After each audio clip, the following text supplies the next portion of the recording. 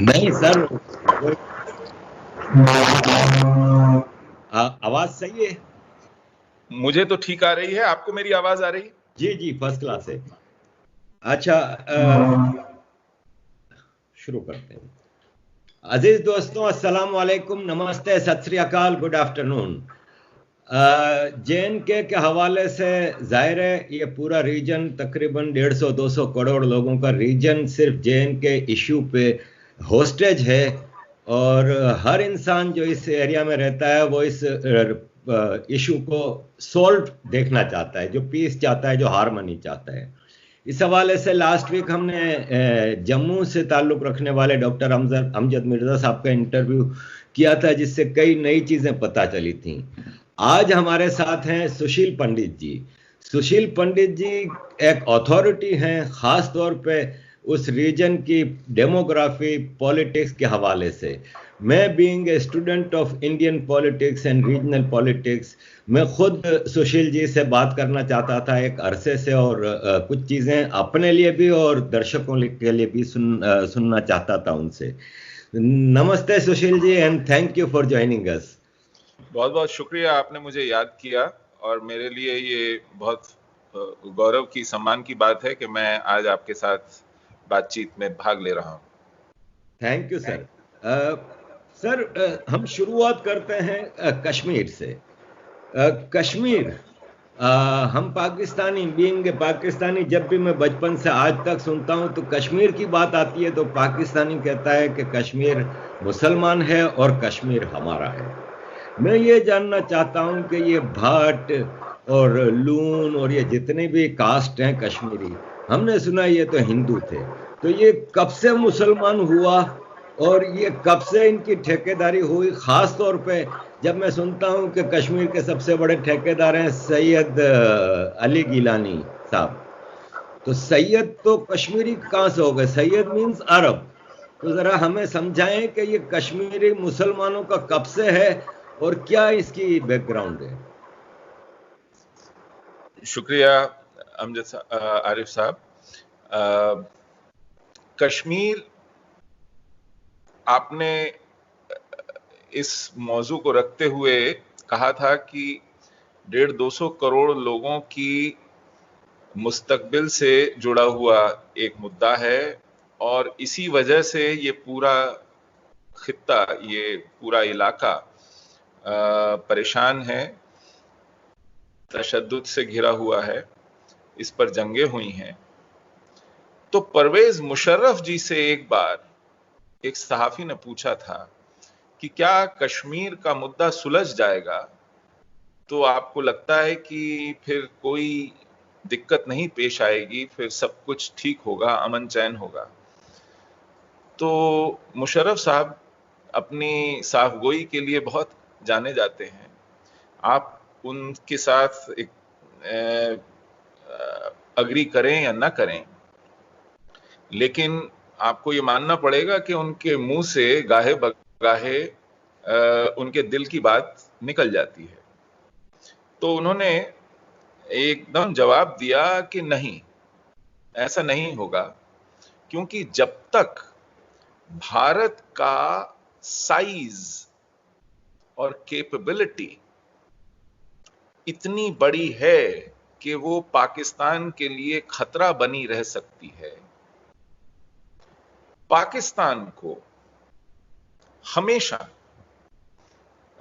इस बात के लिए तैयार रहना पड़ेगा और भारत को तब तक उलझाए रखना पड़ेगा जब तक पाकिस्तान इस बात को लेकर मुतमईन ना हो जाए कि अब भारत के बूते के बाहर है पाकिस्तान के विषय में, उसके बारे में किसी भी तरह की खामो ख्याल पालना, कोई उसको नुकसान पहुंचाने लायक कुव्वत रखना या हैसियत रखना।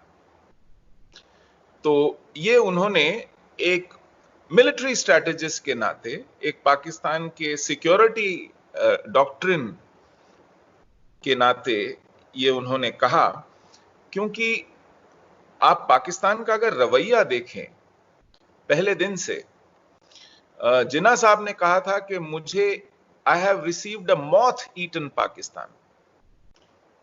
उनको लगता था कि उन्हें दाएं बाएं भारत के एक मशरकी और एक मगरबी पाकिस्तान तो मिल गया है, लेकिन बीचों बीच एक बहुत बड़ा भारत खड़ा है, और इसका डर उन्हें सताता था कि जिस दिन इस भारत को पता चलेगा कि मेरे साथ क्या हुआ है, तो उस दिन पाकिस्तान का क्या हश्र होगा। और ये उनके मन में, उनके जहन में ये ख्याल उठना मुनासिब भी था, क्योंकि उनको मालूम था उन्होंने भारत के साथ क्या किया है। तो पाकिस्तान पहले दिन से एक सिक्योरिटी स्टेट बना, एक वेलफेयर स्टेट नहीं बना। पाकिस्तान में आर्मी का प्रोपोर्शन किसी भी ऑर्डिनरी स्टेट से बहुत ज्यादा था। उसका अपनी फौज पर खर्च और उसकी फौज का साइज दोनों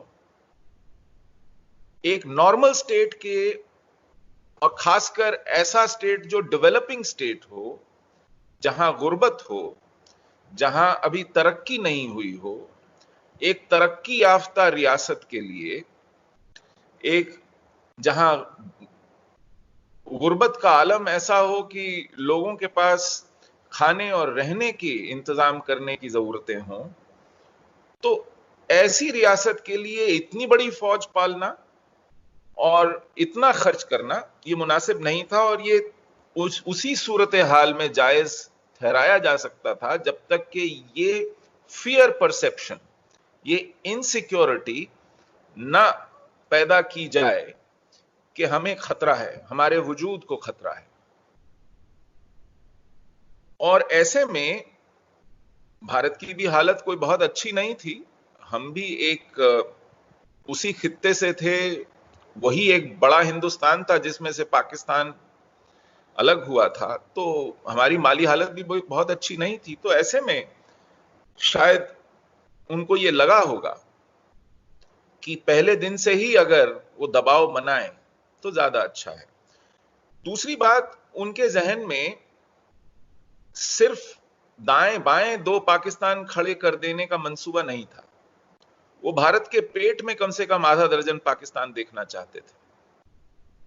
तो जब ये सवाल उठा कि ब्रिटिश इंडिया का तो फैसला तकसीम करके हो गया, तो ये जो प्रिंसली इंडिया है जिस पर अंग्रेजी कानून लागू नहीं होता, क्योंकि हमारी जो 15 अगस्त को आजादी मिली थी वो अंग्रेज ने एक कानून बना करके दी थी।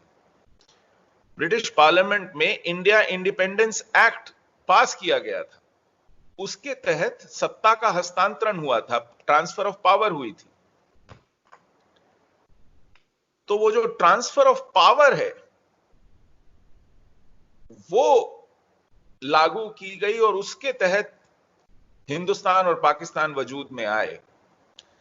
लेकिन जो रियासतें थीं उनको फैसला करना था कि वो कहां जाएंगी, और जब ये सवाल उठा कि वो कैसे फैसला करेंगी, तो कांग्रेस ने कहा कि आप वहां के अवाम से पूछ लीजिए कि वो कहां जाना चाहते हैं। तो इस पर जिन्ना साहब ने ही एक ऑब्जेक्शन उठाई, एक आपत्ति उठाई कि क्या आपने हिंदुस्तान पाकिस्तान की तकसीम लोगों से पूछ के की है? There was no reference to people, कोई रेफरेंडम नहीं था, कोई जनमत संग्रह नहीं था। तो किसने फैसला किया? उन्होंने कहा कि कहा गया उन्हें कि जो सॉवरेन है ब्रिटिश इंडिया की वो है क्वीन। तो क्वीन ने अपने अख्तियार का इस्तेमाल करते हुए सर सिरिल रैडक्लिफ कमीशन बनाया और उसको यह हुक्म दिया कि जहां मुसलमानों की अक्सरियत है वो पाकिस्तान बनेगा और बाकी का बचा हुआ हिंदुस्तान होगा।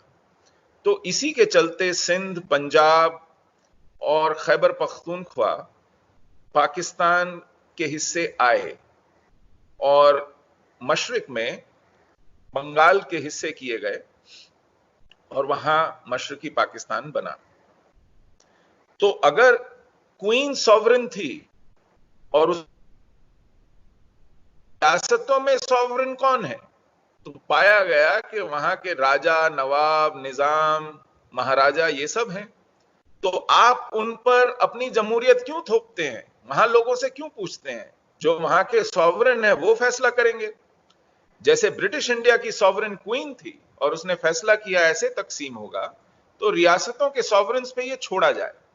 अब सुनने को तो ये एक वकील की दलील थी और उसमें थोड़ा दम भी था, लेकिन उसके पीछे एक सियासत थी आरिफ भाई, और वो सियासत ये थी कि ज्यादातर रियासतें जहां मुसलमान हुक्मरान थे, वहां की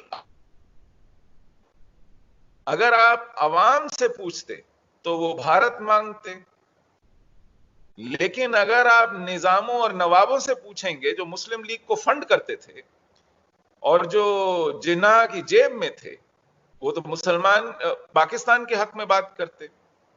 तो ऐसे में वो चाहते थे कि ब्रिटिश इंडिया का जो तकसीम हुआ सो हुआ, उसके बाद निजाम हैदराबाद, नवाब जूनागढ़, नवाब भोपाल, नवाब आरकोट, कोल्हापुर, ये सब के सब मिलकर के, बीजापुर, गोलकोंडा, यहां के लोग मिलकर के हिंदुस्तान के पेट में,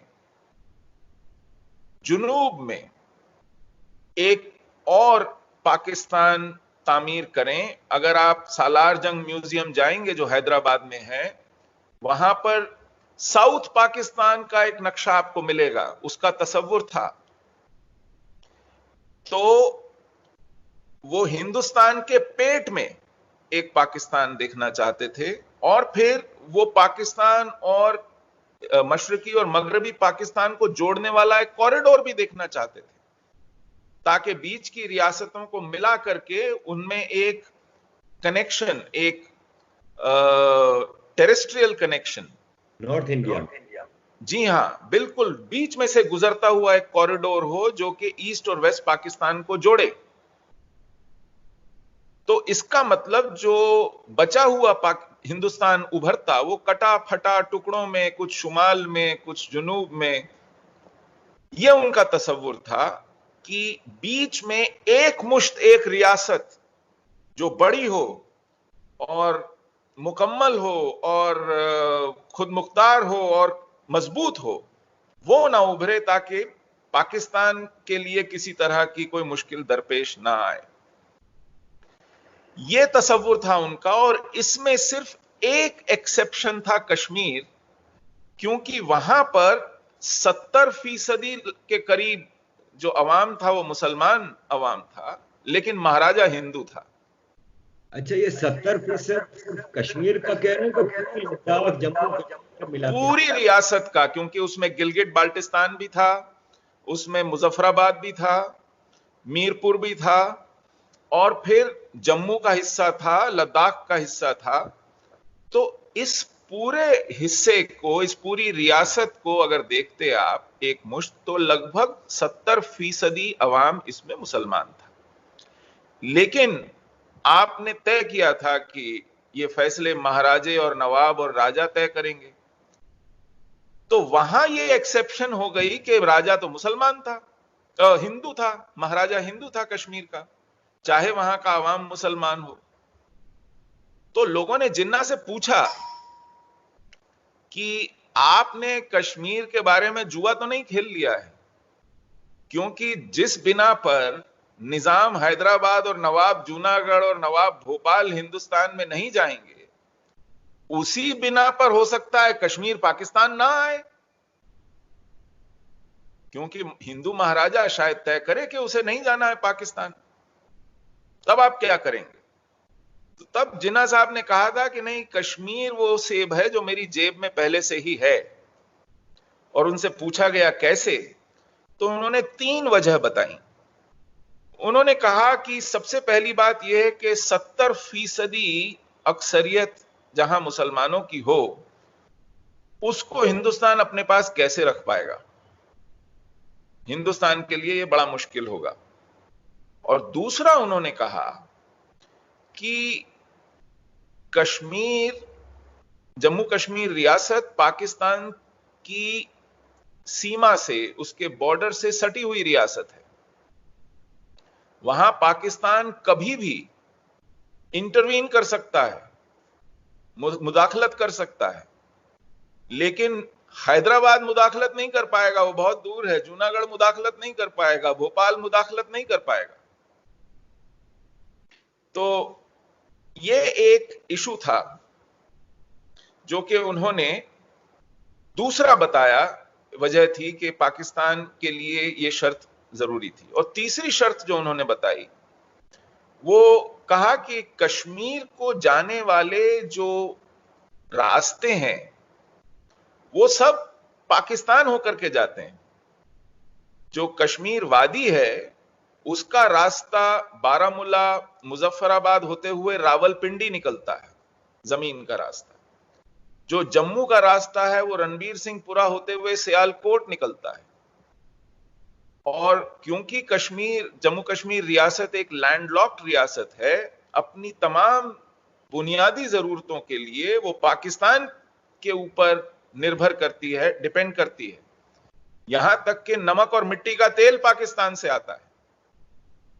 तो ये तीन बड़ी वजह हैं कि जम्मू कश्मीर पाकिस्तान के अलावा कुछ और सोच नहीं सकता, और अगर सोचे भी तो हमारे पास वो कुव्वत, वो सलाहियत है कि हम मुदाखलत करके उसको निपटा सकें।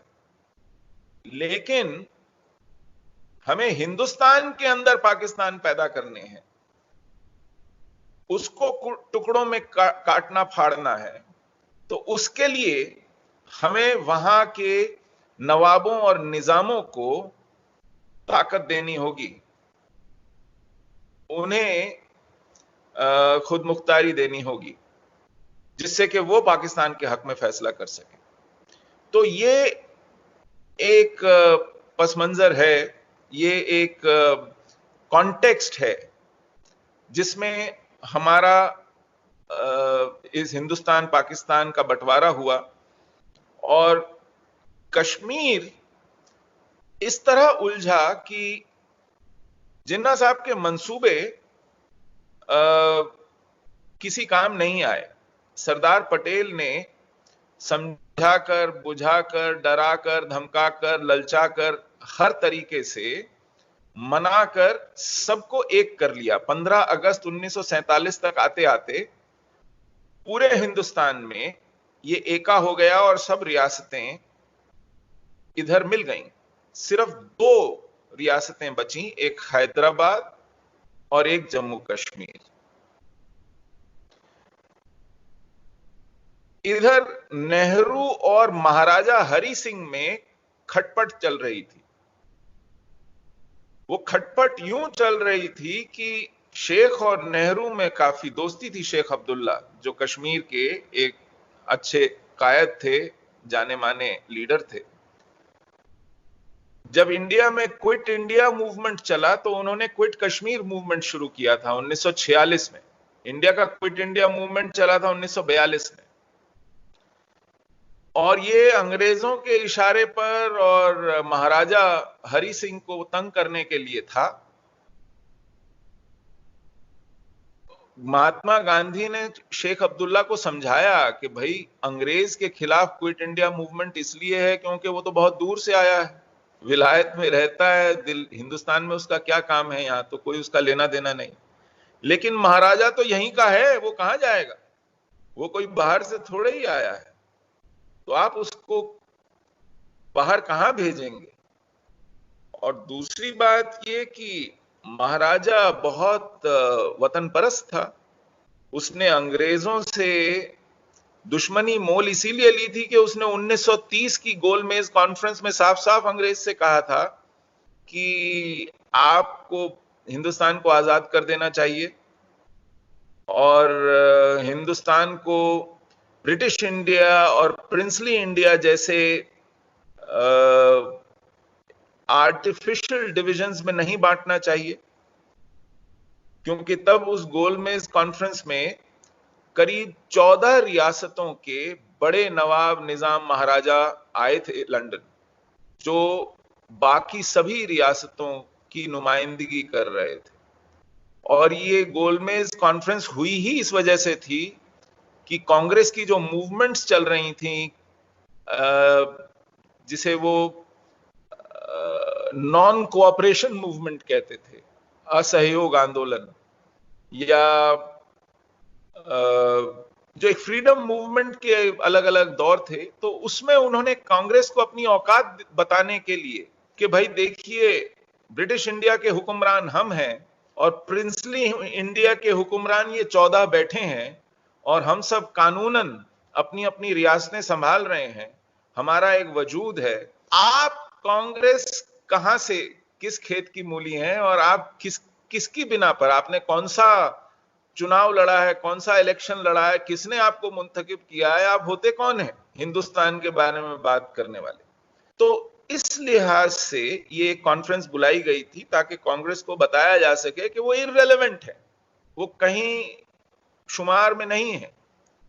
और उस कॉन्फ्रेंस में महाराजा हरि सिंह ने अंग्रेज को खड़े होकर कहा था कि हिंदुस्तान अगर आजादी का तलबगार है तो उसे आजाद कर देना चाहिए, और दूसरी बात, हिंदुस्तान एक है, मेरी रियासत हिंदुस्तान का हिस्सा है, आप हिंदुस्तान को इन आर्टिफिशियल डिविजन्स में ब्रिटिश इंडिया और प्रिंसली इंडिया में नहीं बांट सकते, ये सदियों से एक मुल्क रहा है। और तीसरी बात जो उन्होंने कही, मतलब जो अंग्रेज उससे चाहते थे, वो था कि गिलगिट बाल्टिस्तान की एजेंसी उन्हें 99 ईयर लीज पे मिल जाए, जो कि महाराजा ने मना कर दिया। अंग्रेज इसलिए चाहते थे क्योंकि रूस में क्रांति हो गई थी 1917 में, एक बड़ा रेवोल्यूशन आया था रूस में, सोवियत यूनियन में, और उसके जो बॉर्डर्स थे वो कश्मीर तक पहुंच गए थे, वो वाकन कॉरिडोर के ठीक नॉर्थ में सोवियत यूनियन पहुंच गया था। और वो जो एक रेवोल्यूशन था वो मोनार्की के खिलाफ था, फ्यूडलिज्म के खिलाफ था, कॉलोनियलिज्म के खिलाफ था। और अंग्रेज जो थे ये तीनों ही थे, मोनार्की भी थे, कॉलोनियल पावर भी थे, फ्यूडल पावर भी थे। तो उन्हें लगता था कि सोवियत यूनियन पर नजर रखना जरूरी है, इसीलिए वो महाराजा से गिलगिट बाल्टिस्तान 99 साल के लिए वहां अपने अड्डे बनाने के लिए, अपने फौजी अड्डे बनाने के लिए मांग रहे थे। तो महाराजा ने उन्हें कहा कि भाई, आपसे मैंने अभी अर्ज किया है कि आपको हिंदुस्तान को आजाद कर देना चाहिए, ये कुछ महीनों, ज्यादा से ज्यादा साल 2 साल की बात है, तो इसमें आपको 99 साल की लीज मैं कैसे दे सकता हूं। तो उन्होंने मना कर दिया था।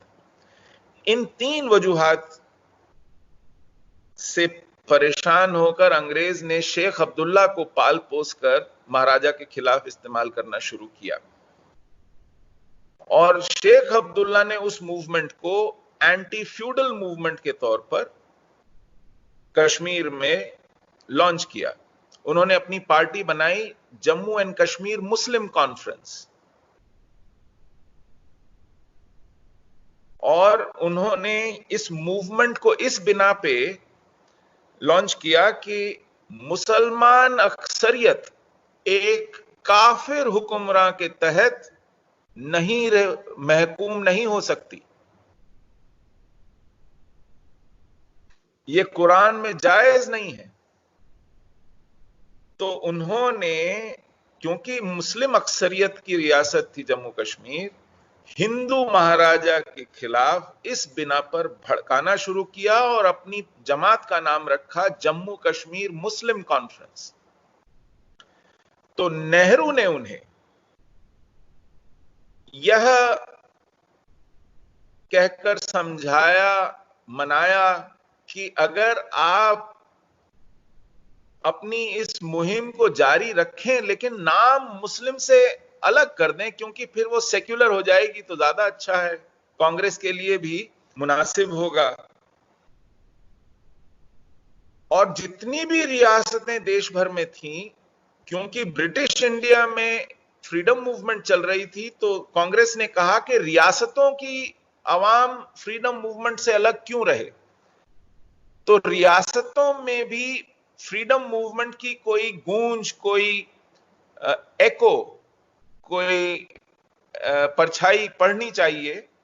तो एक ऑल स्टेट्स पीपल्स कॉन्फ्रेंस बनाई गई, सभी रियासतों की मिला के पीपल्स कॉन्फ्रेंस, वहां के लोगों को इकट्ठा करके एक जमात बनाई गई और उसका सदर नेहरू ने शेख अब्दुल्ला को मुंतखब किया खुश करने के लिए कि तुम जिस तरह कश्मीर में राजा के खिलाफ एक मुहिम चलाए हुए हो, पूरे देश में सभी राजाओं के खिलाफ मुहिम चलाने के लिए ऑल स्टेट पीपल्स कॉन्फ्रेंस बना करके उसका सदर उनको मुंतखब, इस तरह इन दोनों की दोस्ती परवान चढ़ी। तो 7-8 साल में उसने अपनी जमात का नाम बदलकर नेशनल कॉन्फ्रेंस कर दिया, मुस्लिम कॉन्फ्रेंस से। जहनियत बदली कि नहीं ये मैं नहीं जानता, लेकिन नाम जरूर बदला और उनको हिंदुस्तान भर में नेता के तौर पे प्रोजेक्ट करने की कोशिश की। ऐसे में जिन्ना साहब को ये अच्छा नहीं लगा कि मेरे अलावा भी मुसलमानों का कोई लीडर हो सकता है। वो इस मामले में थोड़े अक्खड़ थे, अपने सामने अपने बराबर किसी को मुसलमानों का कायद समझते नहीं थे।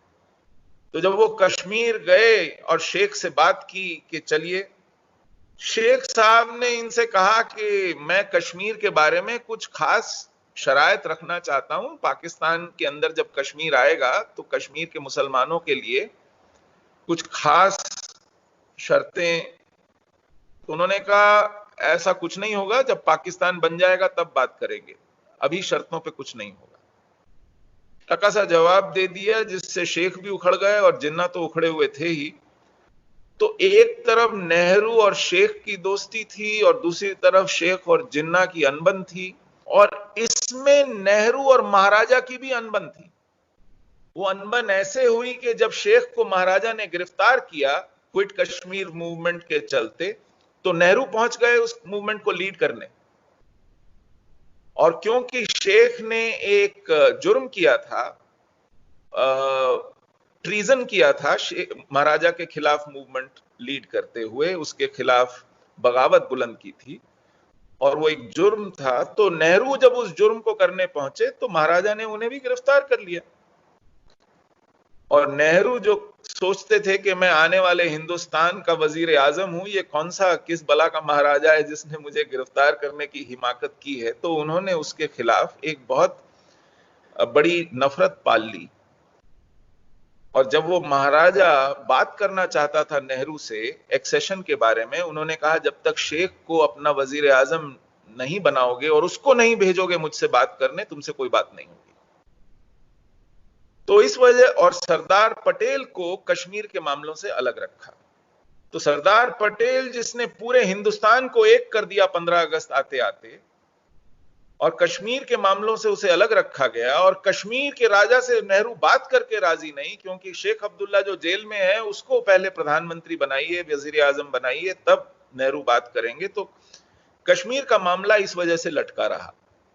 महाराजा बात करना चाहते थे, नेहरू बात होने नहीं दे रहा था, क्योंकि शेख पर वो जिद बनाए बैठे थे।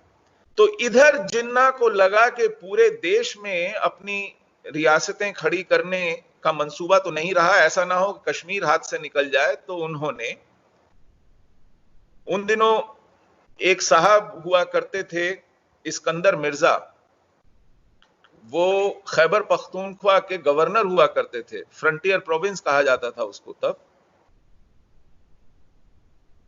उन्होंने कहा कि इधर से अंग्रेजी जो छावनियां हैं वो हट रही हैं, और जो पठान हैं उनके ठेके वेके, उनकी नौकरियां, उनके काम धंधे बंद हो रहे हैं, और ये सब हथियार बंद हैं, इनका क्या करें, ये तो परेशान करेंगे।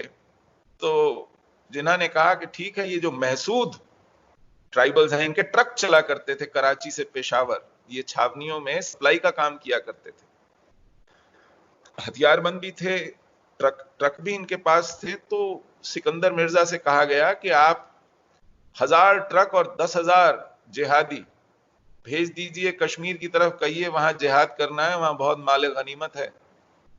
और उसके साथ पाकिस्तानी फौज के कुछ अफसर और जवान लगाए गए।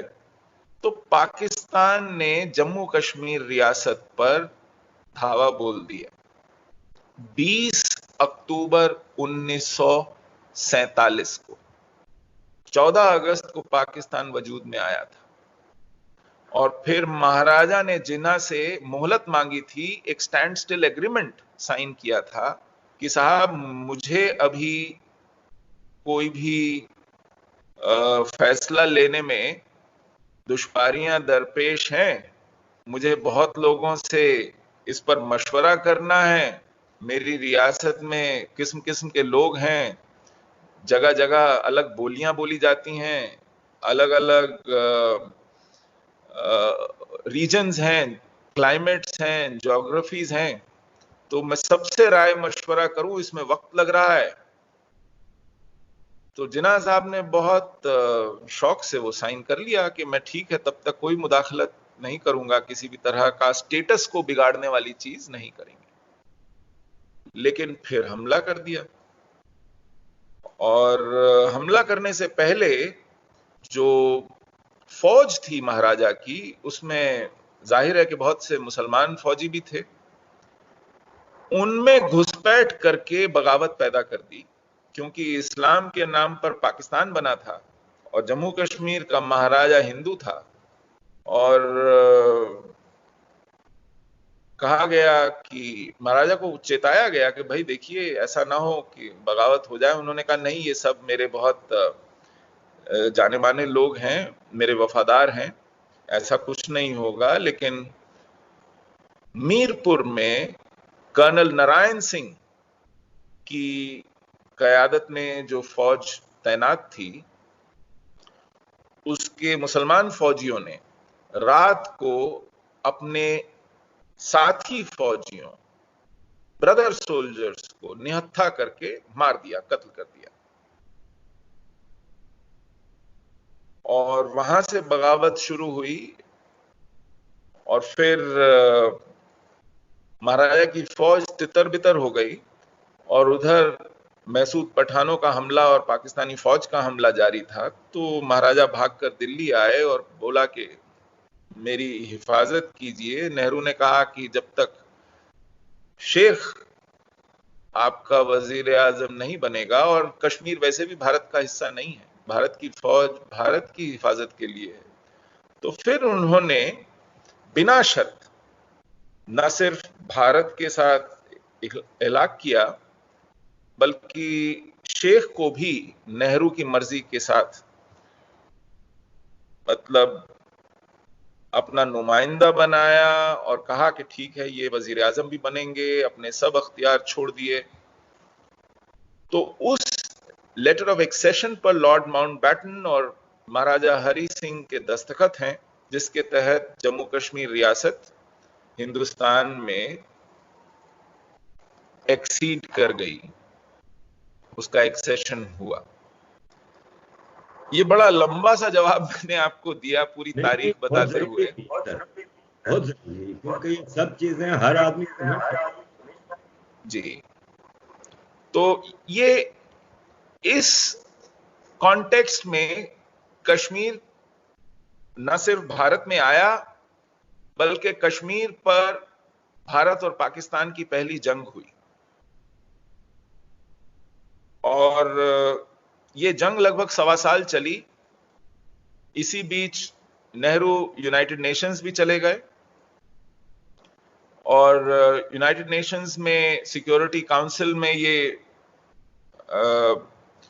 जब कहा गया कि पाकिस्तान हमलावर है, तो पाकिस्तान ने कहा नहीं, आप कश्मीर को जबरदस्ती अपने साथ रखना चाहते हैं और वहां के मुसलमान नहीं चाहते, तो उन्होंने बगावत कर दी है और आप हम पर ये थोप रहे हैं।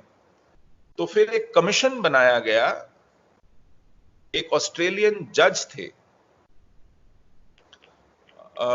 उनका कमीशन बनाया गया और उन्हें हिंदुस्तान और पाकिस्तान खोजबीन करने के लिए भेजा गया।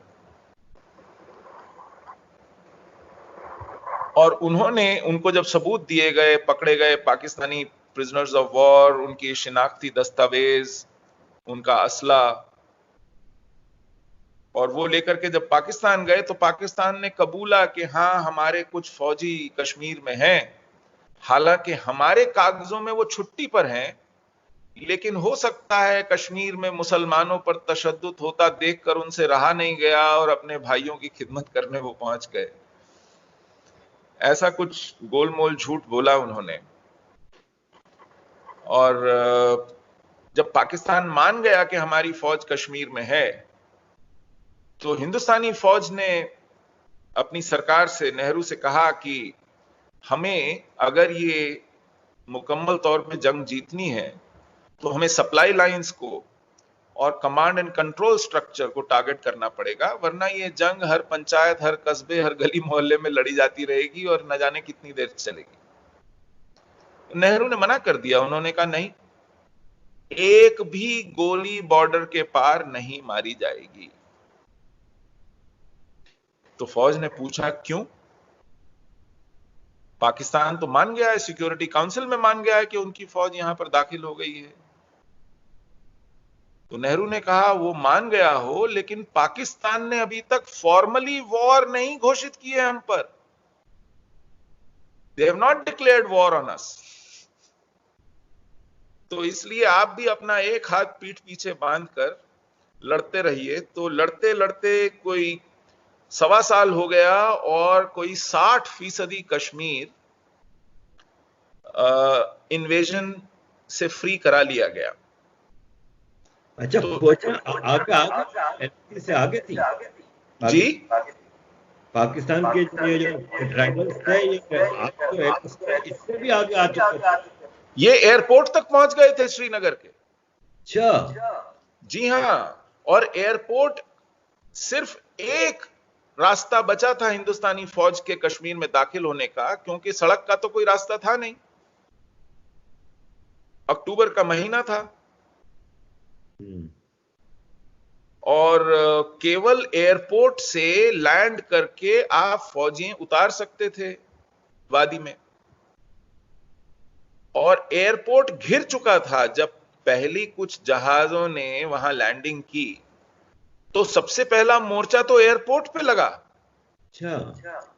और एयरपोर्ट से जंग शुरू हुई और फिर पीछे धकेलते धकेलते धकेलते धकेलते बारामूला, उरी के पार जब धकेल दिया, इसमें 1.25 साल लगा। और उसके बाद शेख साहब ने कहा कि अब वादी जो है, इसमें किसी तरह की इन्वेजन, मुदाखलत पाकिस्तान की नहीं है। वो इससे बाहर का जो इलाका है, वहां के लोग कश्मीरी बोलते नहीं, मेरी कयादत समझते नहीं, वो जिन्ना के साथ हैं, वहां मैं इलेक्शन लड़ूंगा भी तो जीतूंगा कैसे? तो नेहरू ने कहा ठीक है, वो हिस्सा पाकिस्तान को दे देते हैं। तो one sided unilateral cease fire 1 जनवरी 1949 को इंडिया ने अपनी तरफ से ऐलान कर दिया। वो भी तब जब हमारी फौज कहती रह गई कि हमें कुछ हफ्तों की मोहलत दीजिए, हम पूरा कश्मीर फ्री कर देंगे। लेकिन शेख को वो मंजूर नहीं था, क्योंकि गिलगित बल्टिस्तान के मुजफ्फराबाद और मीरपुर के लोग शेख से उतने मुतासिर नहीं थे, क्योंकि यहां पर पंजाबियों का ज्यादा असर था और उधर पठानों का ज्यादा असर था। तो हमारी बढ़ती हुई फौज को हमारे ही वजीर आजम ने, हमारी ही सरकार ने रोक लिया। और इस तरह लगभग 37-38% हिस्सा कश्मीर का आज पाकिस्तान ऑक्यूपाइड कश्मीर कहलाता है। और ये एक मुसलसल जंग का बायस बन गया है। तो हम ये समझे आप इस बात से, इस पूरे कांड हिंदुस्तान के भी, और ये जो आप की सूरत हाल बताई हम जीती जा सकती, और सारे ये समझते हैं कि is more respect for all than anyone. और नेहरू हिंदुस्तान को आज वादी के पुनः के को चलाने की इजाजत एग्रीमेंट है। नेहरू साहब पाकिस्तान हर जगह भारत को बांध के रखा था। आपकी ये चीज नहीं होते कि अगर सबसे बड़ा कोई है नेहरू और और दे बोथ until now। ये क्या मजाक? आपकी आवाज थोड़ा टूट टूट के आ रही है। मैं वापस अपना सवाल, आवाज जी, अब सही आ रही है? थोड़ा थोड़ा बेहतर हुई है। अच्छा, मेरा सवाल ये है कि आप पूरा जो के केस अभी हम था, उसके हिसाब से तो मुझे सबसे बड़े कल्प्रिट अब्दुल्ला खान, नेहरू पेरेंट्स की नजर आती है, इस ठीक बात है। और दूसरों के। तो आज तक इंडिया पर रूल कर रहे हैं और कश्मीर पर रूल कर रहे हैं, अब्दुल्ला खानदान भी और नेहरू खानदान। जी, क्या ऐसी वजह है कि हिंदुस्तानी एक इतनी पढ़ी लिखी कौम, हिस्टोरिकली एक कौम, एक खानदान की कितनी हद तक गुलाम? जी, ऐसा हुआ कि हिंदुस्तान में बंटवारे के बाद एक तरबियत दी गई, एक नजरिया रखा गया कि चलिए अब जो हुआ सो हुआ, इसे भूल जाइए। अब हम हिंदुस्तान के अंदर भी और हिंदुस्तान के बाहर भी एक सेक्युलर निजाम रखेंगे और जो वाकयात हुए हैं उस पर मिट्टी डालेंगे और नए सिरे से एक मुल्क तामीर करेंगे, एक सोसाइटी बनाएंगे। अब उस दौर में शेख अब्दुल्ला को तश्तरी पे रख के पावर दी गई कश्मीर की, और जवाहरलाल नेहरू एक पॉपुलर लीडर के नाते काबिज हो गए हिंदुस्तान पर, और एक अजीब सा सेक्युलरिज्म शुरू हुआ जिसमें शेख अब्दुल्ला ने कहा कि मुझे खुद मुख्तारी चाहिए और नेहरू ने कहा ले लीजिए। वजह क्या है? वजह है कि जो जम्मू कश्मीर रियासत है उसमें मुसलमान अक्सरियत में है। अरे भाई, तो हिंदुस्तान अगर एक सेक्युलर मुल्क बन रहा है तो इसमें मुसलमान और हिंदू का तकाजा कहां से आता है? आप सेक्युलरिज्म के साथ खड़े हैं, नेहरू ने कहा, तो फिर क्योंकि ये मुसलमान अक्सरियत की रियासत है तो उसके लिए एक अलग से निजाम हो, इसकी क्या जरूरत है? ये सवाल पूछा जाना चाहिए था, लेकिन ये सवाल नहीं पूछा गया। नेहरू ने कहा मुझे अपना अलग झंडा चाहिए, तो दे दिया। मुझे अपना एक अलग आईन चाहिए, तो दे दिया। मेरे इलाके में आपके पार्लियामेंट का कोई वजूद, कोई मुदाखलत नहीं चाहिए, तो 370 के बिना पर वो भी दे दी। मुझे हिंदुस्तान के आईन की जरूरत नहीं है कश्मीर में, तो वो भी मान गए। मैं कश्मीर के आवाम की एक अलग सिटीजनशिप डिफाइन करूंगा, जिसको परमानेंट रेजिडेंट सर्टिफिकेट कहते हैं, वो भी मान गए नेहरू।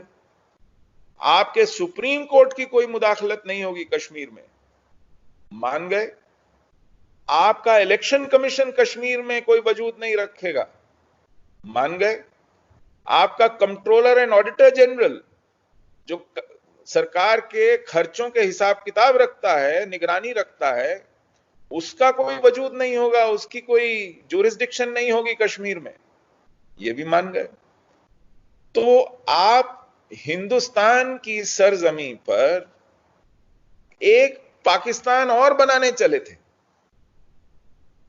केवल इस बिना पर, क्योंकि पाकिस्तान भी इसी बिना पर बना था ना कि जहां पर मुसलमान अक्सरियत है वहां पर हिंदुस्तानी सिस्टम की कोई जरूरत नहीं है, हमें अपना अलग चाहिए हिसाब किताब।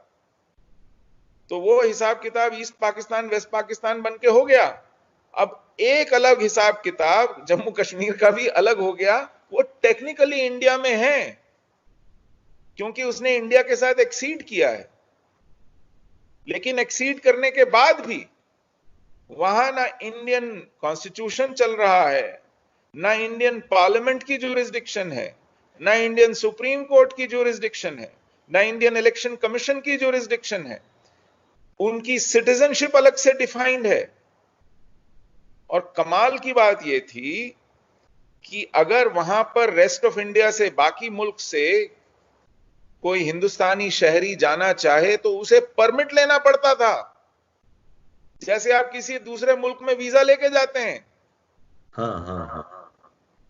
तो मुझे ये ताज्जुब नहीं है कि शेख ने ये सब मांग कैसे लिया।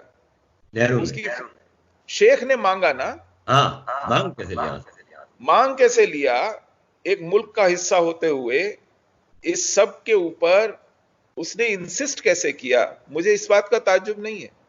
मुझे ताज्जुब इस बात का है कि नेहरू ने दे कैसे दिया। एग्जैक्टली एग्जैक्टली, बिल्कुल। लेकिन क्योंकि हिंदुस्तानी अवाम उस वक्त सब कुछ भुलाकर और नेहरू पर फिदा होकर के बाकी सब की बातों को दरकिनार करके चल पड़े थे, और नेहरू ने भी पार्टी पर कब्जा कर लिया और उसमें फिर अपनी फैमिली को आगे बढ़ाया, तो एक ऐसा निजाम खड़ा हो गया। अच्छा, उन्होंने एजुकेशन पर, मीडिया पर, जो पब्लिक डिस्कोर्स है उसके ऊपर ऐसा शिकंजा कसा कि जो वो कहते थे वही ठीक था, जो वो करते थे वही सबसे बढ़िया था। तो पूरे मुल्क को ये समझते समझते पीढ़ियां लग गईं बिल्कुल। कि हमारे साथ क्या हुआ और क्या हो रहा है, क्या होता आ रहा है। अब बड़ा लंबा कठिन सफर है, इतना जी।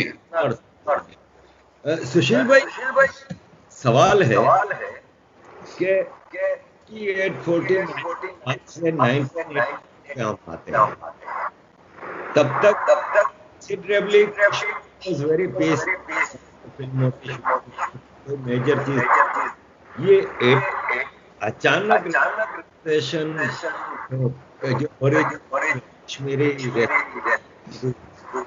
उनको माइग्रेट कर दिया अकबर से पे अचानक, तो ये सोसाइटी एज वी इंटरेस्ट हुआ, तो सरकार क्या कर रही है? आपने कहा 47 से 89 तक। जी। देखिए, ये सतही तौर पे ऐसा लग रहा था कि सब कुछ पीसफुल था। 47 में कश्मीर का इहलाक हुआ हिंदुस्तान के साथ, भारत के साथ, और शेख के हाथ में पावर दे दी गई और महाराजा को जलावतन कर दिया गया। आप हैरान होंगे जान के कि निजाम हैदराबाद जिसने जंग लड़ी उसको तो गवर्नर बना दिया उस स्टेट का, क्योंकि बाद में वो मान गया, उसने दस्तखत कर दिए। लेकिन जो हाथ जोड़कर कहता रहा कि मैं बिना शर्त हिंदुस्तान आ रहा हूं, उसको अपना फ्यूनरल नसीब नहीं हुआ अपनी जमीन पर। वो मुंबई में जाकर के गुमनामी में ताउम्र रहा और वहीं उसका इंतकाल हुआ और वहीं उसका फ्यूनरल हुआ। खैर, इस वक्फे में क्योंकि उन्होंने कश्मीर में अपनी सिटीजनशिप डिफाइन की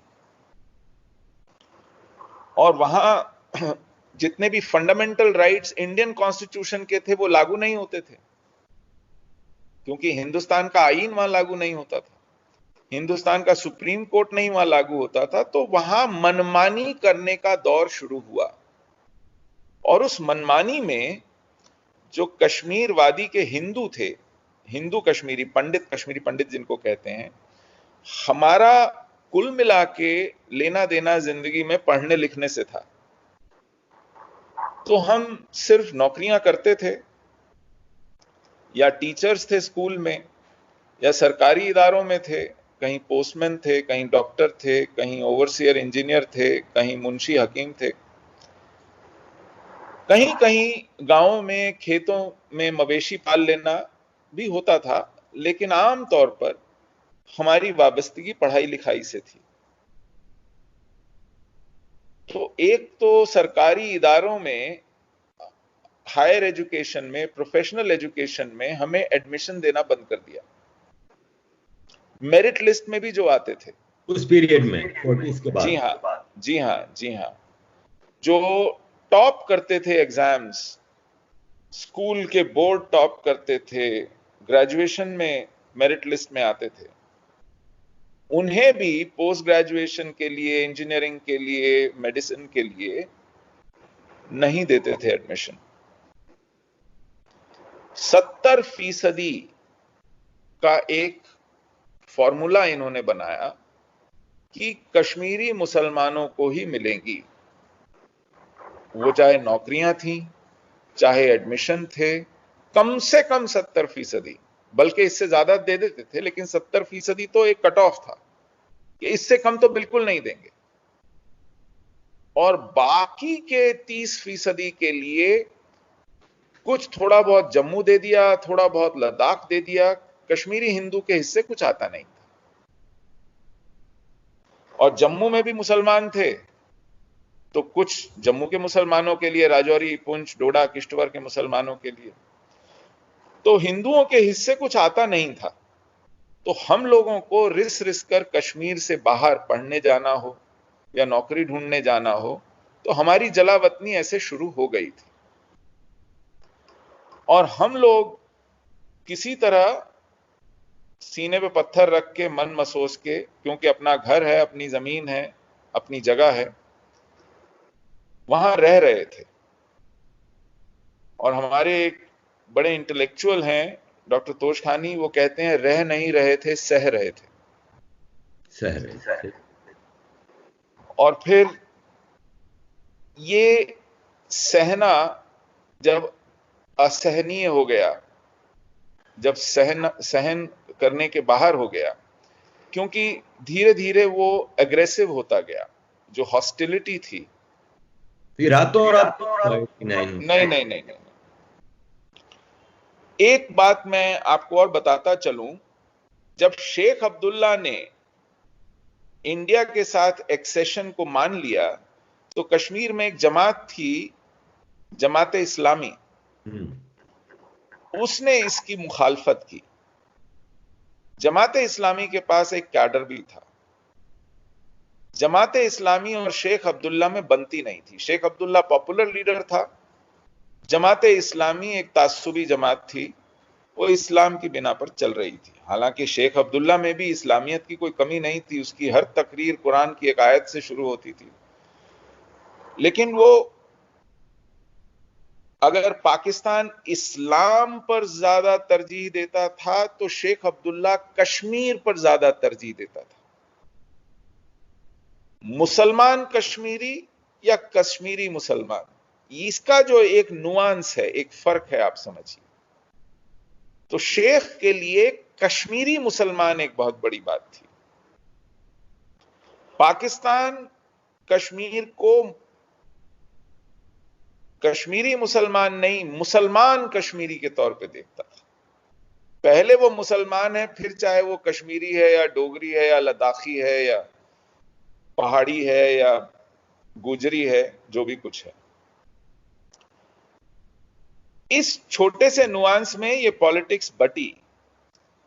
और जमाते इस्लामी को, उसके काडर को अपनी तरफ खींचने के लिए शेख जब दोबारा 1975 में वहां वजीर आला बने, तो उन्होंने बड़ी तादाद में उन्हें एजुकेशन डिपार्टमेंट में नौकरी दी, उनके उस्तादों को टीचर रख लिया। तो हालत यह हो गई कि कश्मीर के सरकारी स्कूल मदरसे जैसे दिखने लगे। और वहां से जो तरबियत शुरू हुई, तो उसने ऐसी पीढ़ियां पैदा की कि जो 90 तक आते आते वो एक जिहादी फर्वर के साथ, एक एग्रेशन और एक नफरत के साथ, हिंदू के खिलाफ नफरत, गैर मुसलमान के खिलाफ नफरत, और क्योंकि इंडिया एक हिंदू अक्सरियत की रियासत थी, तो इंडिया के खिलाफ नफरत। तो इस्लाम पसंदगी और हिंदू नफरत, काफिर नफरत, इसकी एक जुगलबंदी हुई, जिसने इस पूरे डिस्क्रिमिनेशन को और हॉस्टिलिटी को उरूज पे ला दिया। और इसको एक चिंगारी की जरूरत थी। वो इस तरह मिली कि अफगानिस्तान में रूसी आ गए, तो अमरीकियों ने अपने खजाने खोल दिए, तो पाकिस्तान के पास बेइंतहा असला और दौलत आ गई। उधर इंदिरा गांधी ने और कांग्रेस ने गलतियां की और सिखों को बुरी तरह नाराज कर दिया, तो पाकिस्तान के हाथ पंजाब को सुलगाने का एक मौका मिल गया और फिर कश्मीर तैयार पड़ा था, वो चिंगारी कश्मीर में भी दिखा दी गई। तो जिन कैंपों में खालिस्तानी तैयार होते थे, उन्हीं कैंपों में कश्मीर के जिहादी तैयार होने लगे। पैसे और असले की कमी थी नहीं, तो उनको लगा कि अब हिंदुस्तान पर एक कहर बर्पा करने का अच्छा मौका है, जिसका उन्होंने भरपूर इस्तेमाल किया। तो 90 का सफर इस तरह तय हुआ। 90 एकाएक नहीं आया, 90 को अच्छे से पकाकर तैयार किया गया।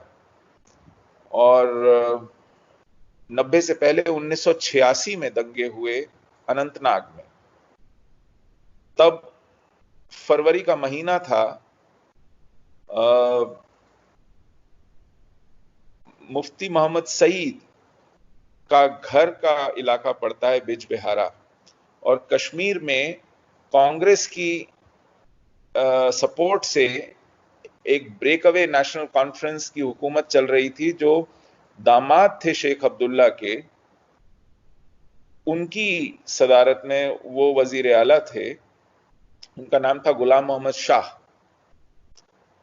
हुकूमत शेख के कुनबे से थी, लेकिन सपोर्ट कांग्रेस का था। मुफ्ती मोहम्मद सईद कांग्रेस के थे। उन्होंने कहा कि ये जब तक बना रहेगा तो मेरी बारी कब आएगी, तो एक ऐसा दंगा करा दिया जाए ताकि ये चलते बने और फिर मेरी हुकूमत आ जाए।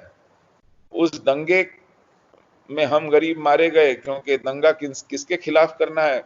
मुफ्ती मोहम्मद सईद खुद एक मुफ्ती थे, जमाते इस्लामी से बहुत करीबी थे। शेख अब्दुल्ला के खिलाफ सियासत करनी है तो जमाते इस्लामी को साथ लेके चलना पड़ता है, और जमाते इस्लामी के काडर के साथ एक मुफ्ती का वाबस्ता होना कोई बहुत ताज्जुब की बात नहीं है। और उनके साथ मिलके उन्होंने अनंतनाग में एक दंगे को अंजाम दिया फरवरी के महीने में 1986 में। तब ये आजाद कश्मीर का पहला बड़ा दंगा था, जिसमें 40 से ज्यादा मंदिर तोड़े गए और सैकड़ों दुकानें और मकान लूट लिए गए, लोग मारे गए। तो ये 1999-90 का हरकारा दस्ता था। इसने आहट दे दी कि आने वाले वक्त में क्या होने जा रहा है। तो ये मैं समझता हूँ सारे नेशन से कि इस कश्मीर का शुरू हुआ जो पीक पे, इसमें बराबर की कांग्रेस और अब्दुल्ला कसूरवार, उन्हें आंखें बंद। एक सेकंड,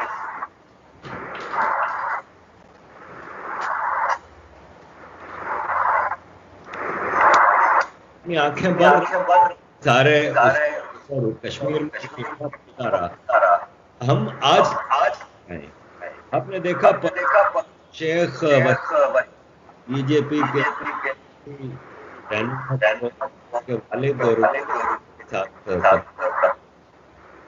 कैसे आज जब भारत कोशिश कर रही है आर्टिकल 3 के नाम पे वहाँ बन रही, तो कैसे कोई हिंदुस्तान का वसीम उसको ब्लेटेंट मार के कहता है हिंदुस्तान करेगा, कैसे मामला कैसे पंडित सफर वापस। मैं 95 जिनीवा गया मिशन, वहाँ कश्मीरी पंडित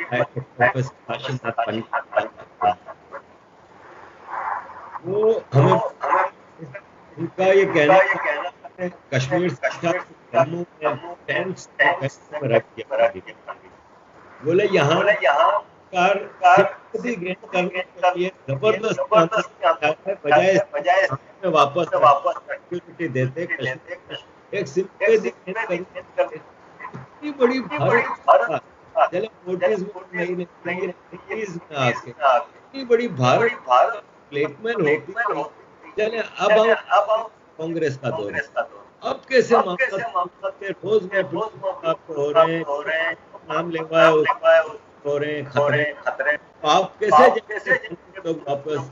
कोई ऐसी नजर आई? नहीं, अभी इस तरफ मुझे नहीं लगता कि बहुत ज्यादा चीजें बदलने वाली हैं। आपने ठीक फरमाया कि कांग्रेस की हुकूमत नहीं है, अब्दुल्ला की भी हुकूमत नहीं है, 370 भी हट गया है, लेकिन कत्लो गारत जारी है, तशद्दुद जारी है। और उसकी वजह यह है कि इसको इस सतह तक लाने के लिए जो वक्त और जो मेहनत की गई है, जो दिमागों में जहर भरा गया है, पीढ़ियों को बरगलाया गया है और एक शिकंजा कसा गया है पूरे माशरे पर, वहां की इकोनॉमी पर, वहां की ब्यूरोक्रेसी पर, वहां की पुलिस पर, वहां के मीडिया पर, वहां के एकेडमिया पर, वहां की सिविल सोसाइटी पर एक शिकंजा जैसा कसा गया है। यहां तक के बार एसोसिएशन का हेड भी हुर्रियत का सिंपथाइजर, चेंबर ऑफ कॉमर्स का हेड भी हुर्रियत का सिंपथाइजर, सहाफियों की एक बहुत बड़ी जमात हुर्रियत का। उसकी वजह यह रही कि हिंदुस्तान की सियासत में कांग्रेस ने जो एक ढर्रा शुरू कर दिया था, वो ढर्रा था अपीजमेंट का, कि हमें कश्मीरियों के दिल जीतने हैं। अब दिल जीतने हैं तो आप उन्हें तरह तरह की रियायतें देते रहिए, वो जो मांगे वो दीजिए। तो वहां सेपरेटिस्ट होना, हिंदुस्तान की मुखालफत करना एक मुनाफे का धंधा हो गया था। मेरे एक बहुत बुजुर्ग साथी हैं जवाहरलाल कौल, वो जिस दोस्त के साथ बड़ी शुरुआती जमातों से पढ़ते पढ़ते ऊपर बढ़े, उनमें से एक मुसलमान दोस्त उनका दिल्ली जब उनसे मिलने आया तो उन्होंने उनसे पूछा कि भाई आप लोग क्यों पागल हो गए? अब दोस्तों में ये बातें बड़ी बेसाख्ता चलती हैं कि यार तुम्हारा दिमाग खराब है क्या? मैं पूछा क्यों? उन्होंने कहा मुझे बताइए, हिंदुस्तान के 1000 किलोमीटर रेडियस में, 2000 किलोमीटर रेडियस में कोई ऐसा मुल्क बता दीजिए जहां मुसलमानों को इतने अख्तियारात हासिल हैं, उनको इतना सुकून हासिल है, उनके पास तरक्की के इतने वसाइल हासिल हैं।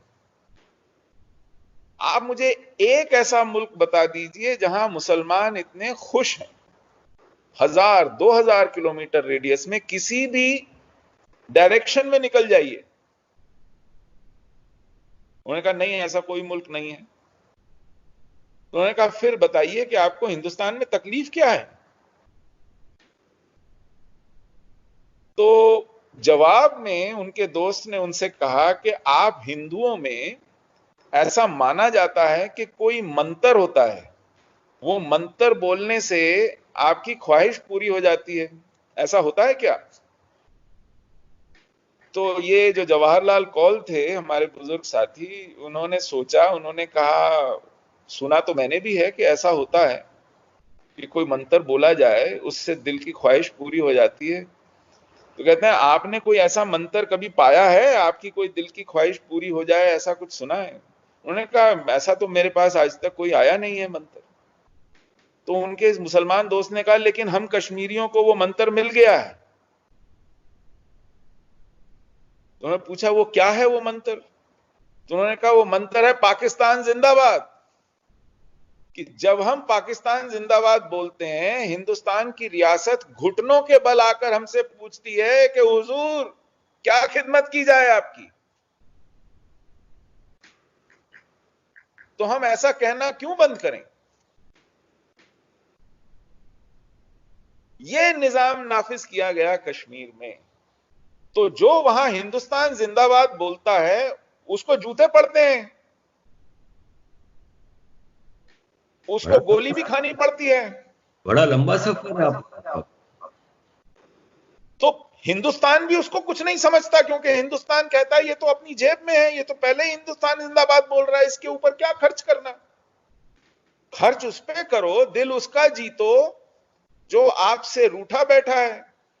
तो सारा खर्च उन लोगों पे होता है जो पाकिस्तान जिंदाबाद बोलते हैं। तो पाकिस्तान जिंदाबाद प्रीमियम का सौदा है, मुनाफे का सौदा है, और वतन परस्ती कश्मीर में घाटे का सौदा है। उसको जिहादी भी गोली मारता है और उसको हिंदुस्तान की रियासत की भी बेरुखी देखनी पड़ती है। तो सर सॉल्यूशन कैसे आगे बढ़े? तो सॉल्यूशन इसको उल्टा करना है।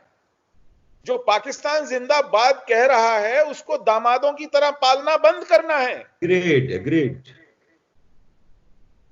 उसको उसका खामियाजा भुगतवाना है। हिंदुस्तान से और वतन से गद्दारी करने का जो कीमत चुकानी पड़ती है, जब वो कीमत चुकाने लगेगा तो उसको अकल आएगी। आज तक उसको उसका मुनाफा मिलता रहा है।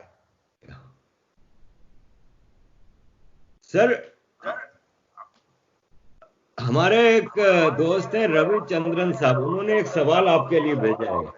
वो एकेडमिक से है, तो मैं आपसे पूछना चाहूंगा कि what progress has been made in establishing and identifying the landed property left by Kashmiri Hindus in Kashmir due to persecution which have been usurped by those who are not the owners and the identity of the property।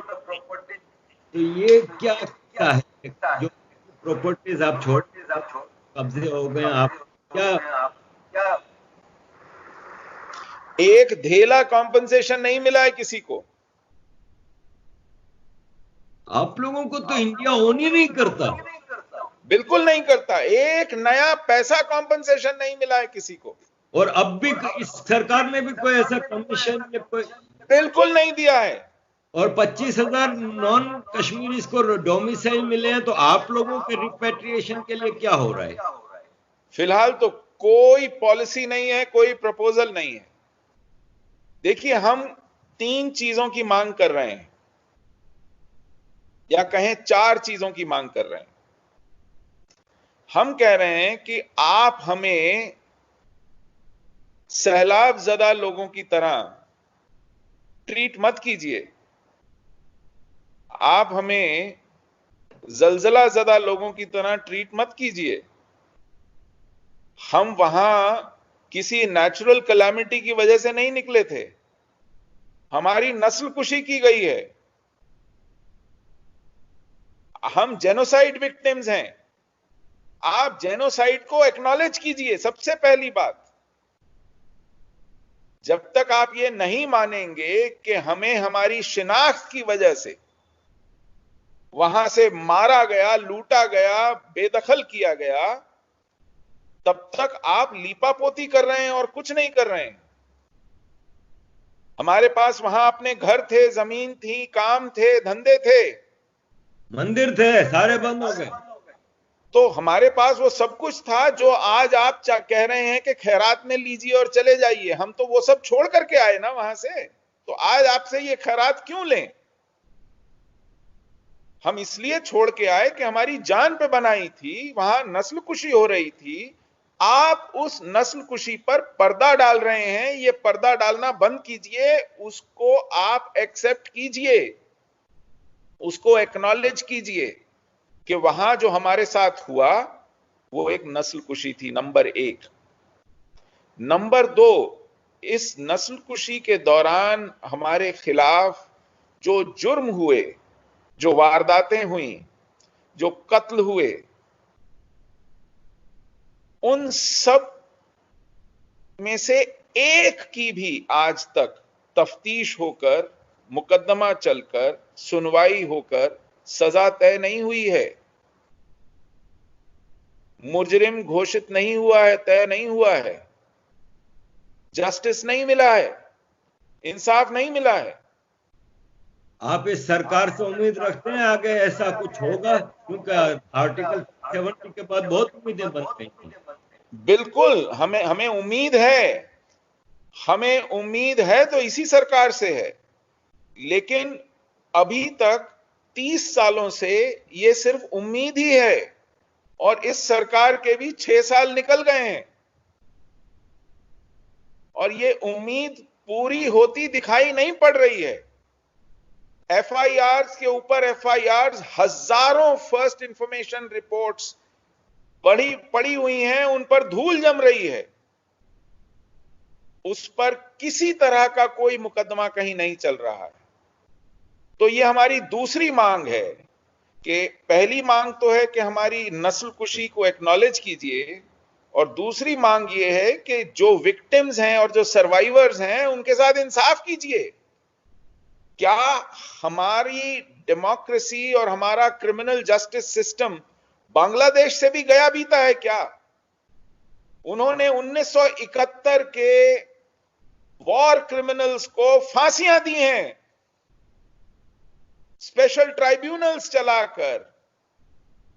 पिछले 5 साल से वो ये कर रहे हैं, और हमारे जो मुजरिम हैं वो वहां लीडर बने घूम रहे हैं, जायदादें बना लिए हैं उन्होंने, टाइकून बने हुए हैं, वो सोशल आइकॉन्स बने हुए हैं। वो चाहे गिलानी हो, चाहे बिट्टा कराटे हो, चाहे यासीन मलिक हो, चाहे मीरवाइज हो,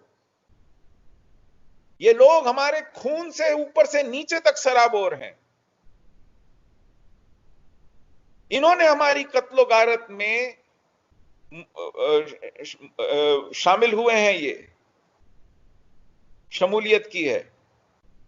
तो हम कह रहे हैं कि इन्हें इनके किए की सजा मिले ताकि हमें इंसाफ मिले। ये हमारी दूसरी मांग है। और हमारी तीसरी मांग ये है कि हम जब जब कहते हैं कि हमारे साथ ये जुल्म हुआ कश्मीर में, तो बहुत से लोग कहते हैं कि साहब हमने तो जुल्म नहीं किया, हमने तो बंदूक नहीं उठाई, वो गोली चलाने वाले कुछ मुट्ठी भर लोग थे। वो बात ठीक कहते हैं कि हमें गोलियों से मारने वाले कम लोग थे, लेकिन ऐसे लोग बहुत बड़ी तादाद में थे जो हमारे रुखसत होने की राह देख रहे थे ताकि वो हमारे घरों में घुस जाएं, ताकि वो हमारी दुकानों में घुस जाएं, हमारे बागानों खेतों में घुस जाएं, हमारे मंदिरों में घुस जाएं और जमीनों पर कब्जा कर लें, हमारे बिजनेसेस हथिया लें, हमारे कारोबार छीन लें। ऐसे लोगों की तादाद बहुत बड़ी है, और इन लोगों के पास वो लूटा हुआ माल एक इंसेंटिव की तरह है कि अगर हम फिर जाएंगे तो हमारी फिर नस्लकुशी होगी। तो तीसरी शर्त यह है कि जिन लोगों ने हमारे जमीन, मकान, जायदादें, व्यापार, दुकानें, बाग कब्जे में ले लिए हैं, उनसे वो कब्जे छुड़ाए जाएं। जिन लोगों ने औने पौने सस्ते में हमसे ये जबरदस्ती खरीद ली हैं और हमको उन्हें बेचनी पड़ी हैं, वो सौदे रद्द किए जाएं, कैंसिल किए जाएं। क्योंकि कोई आकर के कैंप में, तंबू में कहे कि भाई तुम्हें तो पैसों की जरूरत है, तुम्हारे बूढ़े माँ बाप को दवाई चाहिए, तुम्हारे बच्चों को पढ़ाई चाहिए, मैं तो तुम्हारे खेत में घुसी गया हूं, उसकी देखभाल कर रहा हूं, अब मेरे पास इतने पैसे हैं, ये ले लो, अपना काम चलाओ और मेरा भी काम बन जाए। तो ऐसे डिस्ट्रेस सेल्स, अपॉर्चुनिस्टिक डील्स बहुत हुई हैं, जब लोगों को मजबूरी में झक मार के जो मिल रहा है वो लेना पड़ता था। तो हमने कहा ऐसे लोगों ने जिन्होंने हमारी नस्लकुशी का फायदा उठाया है, ये फायदा गलत है, क्योंकि ये फायदा एक गलत नजीर बनेगा। कल को ये फिर नस्लकुशी की इंतजार करेंगे, राह देखेंगे, क्योंकि ऐसे फायदे उठाने को तैयार रहेंगे। तो इनसे वो वापस लिया जाए। और चौथी बात ये कि हम अब अगर वहां लौटेंगे तो छितराए हुए अलग अलग एक मोहल्ले में 2 या 4 बनके नहीं लौटेंगे, क्योंकि फिर वहां हम लोग सिटिंग डक्स होंगे, हम फिर वहां हॉस्टेजेस हो जाएंगे और 1-2 पीढ़ी बाद फिर निकाले जाने को मजबूर होंगे।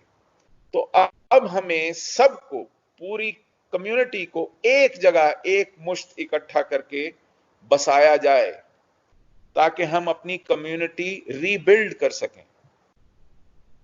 अब हम हॉस्टेज बनकर जाने को और जिबा होने को नहीं लौटेंगे। तो ये 4 हमारी मांगे हैं। इनकी तरफ कोई पेशरफ्त होती अभी दिखाई नहीं पड़ रही है इन चारों में। और दूसरी बात ये कि 370 हटने के बाद वहां जो जिहादी शिकंजा ढीला करने के लिए काम होने थे, जो लोग काबिज हैं वहां के इदारों पर, उनको पर्ज करने का जो काम होना था वो नहीं हो रहा है। वहां फिर दिल जीतने की मुहिम चालू हो गई है कि 370 हटा दिया जी, तो एक कदम आगे 2 कदम पीछे जैसा मंजर है। सुशील भाई, यही हाल कुछ भी। अब हम जरा हिंदुस्तान की तरफ आते हैं, भारत जिसको कहते हैं। सेक्युलरिज्म सेक्युलरिज्म है पूरे हिंदुस्तान में। हर कोशिश है कि बस मुसलमान तो इनको वो कर। मैंने क्या लगा इक्वल ट्रीटमेंट आप मेजोरिटी के सेंटिमेंट्स को हल करके माइनॉरिटी का हमेशा क्या है। तो अगेन इस गवर्नमेंट से रही है कि एजेंडा है एक्सट्रीमिस्ट है। असल में तो जो हो रहा है वही हिंदुस्तान को खुश करने के लिए साफ कहा कि हो रही है कश्मीर में आज भी उनको मनाया जा रहा है। तो हिंदुस्तान में ये है कि क्या जाए आज का जनरेशन है इंडिया की, वो रियलाइज कर हमें पीसा हमारे रिलीजियस सेंटिमेंट और दीगर चीजों को तबाह करके किया जा रहा है। तो कैसे क्या है?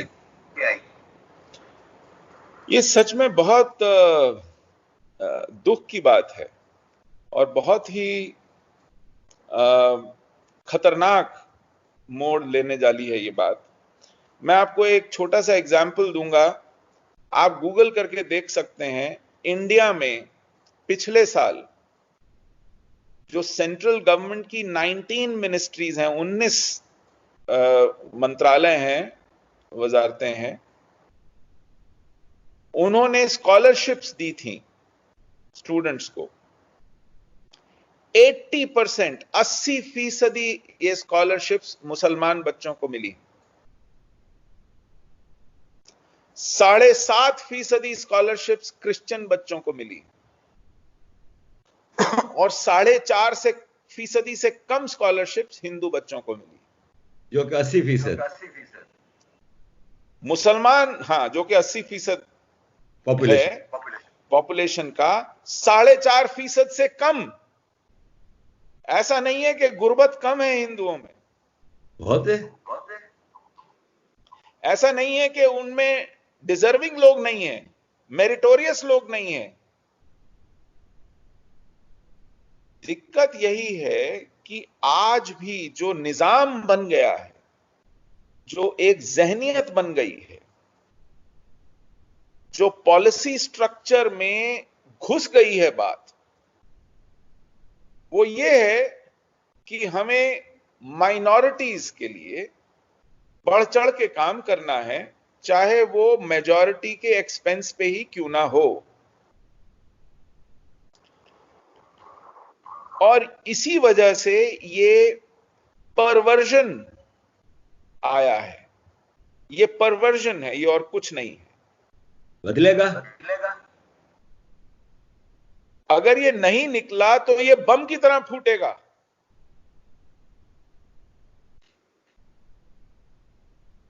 आरिफ साहब, मैं 2 बातें कहता हूं। हिंदुस्तान में मिशनरीज बहुत सारे चर्च डॉलर्स लेके आते हैं,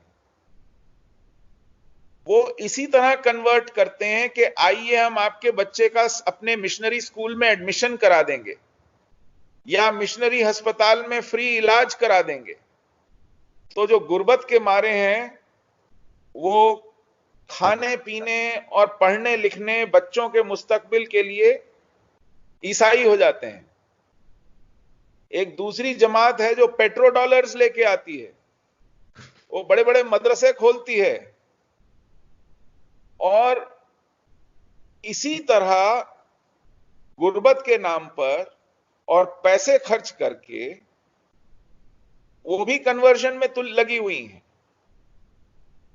लेकिन उनके डॉलर्स कम से कम इंडिया की फॉरेन एक्सचेंज किटी में तो जाते हैं। ऐसा ही है ना? लेकिन जो हिंदुस्तान की सरकार है, भारत की सरकार है, वो मेरे टैक्स के पैसे से जो स्कॉलरशिप देती है, तो मुझे कहती है कि तुम्हारे बच्चे को अगर स्कॉलरशिप चाहिए तो पहले मुसलमान बनो, ईसाई बनो, तो तुम्हारे टैक्स के पैसे से जो स्कॉलरशिप तुम्हारी सरकार देती है वो तुम्हें मिलेगी। इसका मतलब तो यही हुआ ना कि अगर 80% सरकारी स्कॉलरशिप हिंदुओं को नहीं मिलेगी, तो हिंदू को स्कॉलरशिप लेने के लिए अपना मजहब बदलना है। और वही काम मिशनरीज कर रही हैं, वही काम मदारिस कर रहे हैं। वो पेट्रो डॉलर ला रहे हैं, वो बैप्टिस्ट चर्चेस से, साउथ अमेरिका से बड़े बड़े माल इकट्ठा करके ला रहे हैं। तो यहां की जो अक्सरियत है, जो बेचारा हिंदू है, वो तो दो पार्टों में पिस रहा है। सरकार सेक्युलरिज्म के नाम पर बदलेगा कौन? मालिक। लेकिन इस सरकार से बड़ी उम्मीदें हैं, थी भी और हैं भी, लेकिन वाकई 6 साल गुजर गए हैं, अभी तक कोई कंक्रीट चेंज नहीं आया। जैसे कि इंडिया में सेक्युलर, मैं आपको पिछले साल का आंकड़ा दे रहा हूं, ये 80% स्कॉलरशिप इस सरकार ने पिछले साल दी हैं। तो सुशील भाई, आम हिंदुस्तानी को बताएं कि कैसे चीजें तब्दील होंगी। फिर आम हिंदुस्तानी ये सोच के बैठा है कि मैंने वोट दे दिया तो अब 5 साल में आराम से सो सकता हूं, करती रहे ये सरकार जो करना है। सरकार तो दिक्कत यह है कि आम हिंदुस्तानी को जगाने की जरूरत है, हर रोज जगाने की जरूरत है, और हर रोज बताने की जरूरत है कि अपने हुक्मरानों से सवाल पूछो और हिसाब लो, और ये सोशल के मत बैठो। Social media is the best way to do it. जी हां, क्योंकि यही हाल था। नेहरू के ऊपर भरोसा करके हमने 30-40 साल गवा दिए। ये जो भरोसा है, ये बहुत खतरनाक चीज है। ऐसा ही है। इसी भरोसे में हम 40-50 साल गंवा गए अपने, और फिर भरोसा करके हम बैठे हैं कि हमने तो अब बदलाव ला दिया, निजाम बदल दिया, बड़े अच्छे अच्छे नारे थे, बहुत अच्छी अच्छी तजवीजें थी, अब कर लेंगे।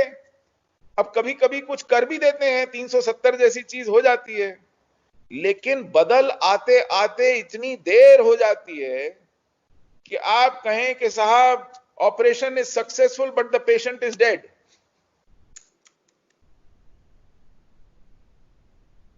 दो छोटी सी चीजें पूछनी है। पंडित नेहरू और महेश भट्ट कश्मीरी पंडित हैं? महेश भट्ट शायद कश्मीरी पंडित नहीं है। अच्छा, पंडित नेहरू हैं? पंडित नेहरू तो हैं, ऐसा मुझे भी कम से कम अच्छा, इतना ही मालूम है। सुशील भाई, मैंने आपसे तवक्को से बहुत ज्यादा टाइम ले लिया है। आखिरी सवाल, सवाल बहुत, मैं आपसे एक आखिरी सवाल चाहूँ चाइना के हवाले से। कि अभी आपने देखा कि हमला किया चाइना, उसकी शायद वही है कि लद्दाख का जो क्या उपाय कर सकते समझते रहे। चाइना बायकॉट चल रही है, जंग भी एक नजर आ रही है, डरे हुए हैं कि चाइना। आप इस सवाल और इसमें कश्मीर को क्या हिसाब से देखते हैं? गिलगित बल्तिस्तान ऑलरेडी चाइना कर दो एयरपोर्ट ऐसा साइन के कब, तो ये चाइना खत्म हो गया कि चले गए वापस कर रहे हैं कि ऐसा है, चीन लगातार हमको टटोलता रहा है और चीन की एक आदत रही है, सलामी स्लाइसिंग कहते हैं उसको, धीरे धीरे धीरे धीरे एक एक टुकड़ा करके एक एक आधा आधा किलोमीटर घुसता चला जा रहा है। और जो कांग्रेस की 10 साल हुकूमत रही उसमें कांग्रेस ने चीन को बहुत भीतर तक आने दिया और बॉर्डर एरियाज में कोई इंफ्रास्ट्रक्चर नहीं बनाया, और चीन के बारे में मुगालते पालना ये कांग्रेस की नेहरू के जमाने से एक पॉलिसी रही है और उसकी कीमत भारत चुकाता रहा है। तो चीन की आदतें बिगड़ गई। पिछले 30-40 साल में चीन ने जो सलाहियतें पैदा की हैं, माल पैदा किया है, ताकत पैदा की है, उसने चीन की इस भूख को और बढ़ाया है। और अभी जो चीन ने किया है वो ऐसा है कि 10 किलोमीटर आइए और 3 किलोमीटर हट जाइए। अच्छा, ऐसा हुआ है? हाँ, तो इस तरह की जब वो बात करते हैं तो हमें लगता है कि चलिए कुछ तो हटा, लेकिन अभी बातचीत जारी है। तो वो बाकी के 10 किलोमीटर भी पूरे के पूरे 10 हटेगा या 5 हटेगा या 4 हटेगा, ये अभी देखना बाकी है। यानी अभी जो हुआ है इसमें वो टेरिटरी।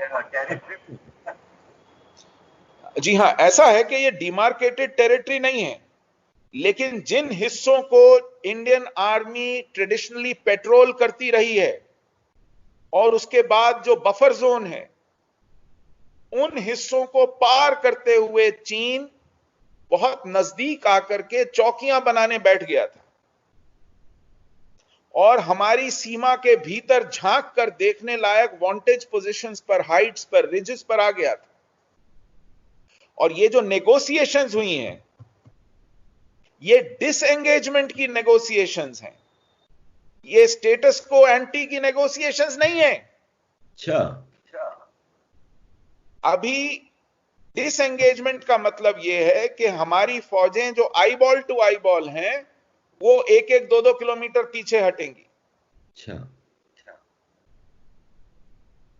ताकि जो इमीडिएट हॉस्टिलिटी का खतरा है वो हट जाए, वो ना बना रहे। उसका स्टेज 2 उसके बाद यह है कि आप अपनी डिप्लॉयमेंट को डेंस ना करके थिन करेंगे, यानी आपने जो आर्टिलरी मूव की है वो पीछे ले जाएंगे, वो और पीस टाइम एरिया में ले जाएंगे। और फिर तीसरा डायमेंशन यह है कि अब आप अपनी पेट्रोलिंग और अपने स्ट्रक्चर्स को प्री 19 पोजीशन पे ले जाएंगे। तो इन 3 चीजों में से अभी पहली चीज हुई है डिसएंगेजमेंट।